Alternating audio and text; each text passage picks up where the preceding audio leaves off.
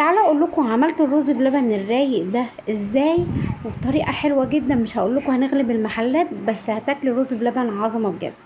حضرت كيلو من اللبن وغليته وسيبته لغايه ما عمل رق القشطه اللي انتوا شايفينه قدامكم ده.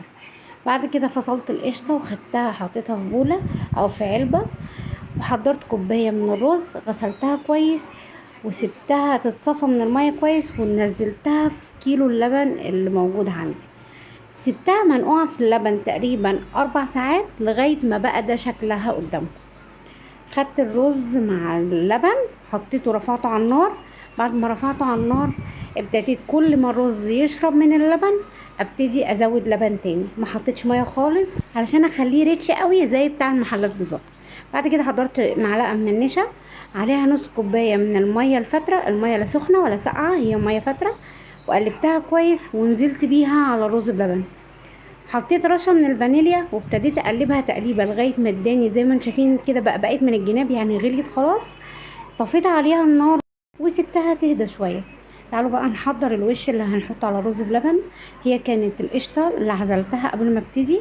بعد كده حطيت عليها معلقه كبيره من الكريم شانتيه البودر، حطيت عليها معلقه كبيره من اللبن. المقدار ده تقريبا يعني بتاع 3 معالق من العاديه بتاعتنا.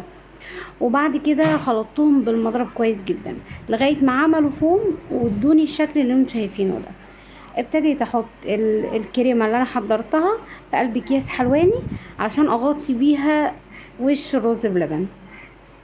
الكريمه اللي حضرتها حطيتها في كيس حلواني، ابتديت اوزعها على الاطباق الفويل اللي حطيت فيها الرز زي ما انتم شايفينها بالشكل ده.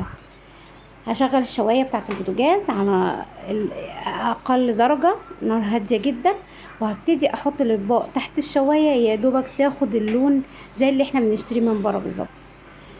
مش قادره احكي لكم الطعم كان ازاي. ولو وصلتوا لغايه هنا في الفيديو صلوا بينا على حضره النبي عليه افضل الصلاه والسلام. ولو عجبكم الفيديو ما تنسونيش تعملوا لي لايك، واللي اول مره يدخل القناه اعمل لي سبسكرايب وكومنت حلو. وعايزه اطلع كده معلقه اوريكم الجمال والعظمه بجد، نتحدى بيه يا جماعه المحلات. بجد كان طعمه تحفه، وانا قررت ان انا اعمله كده على طول.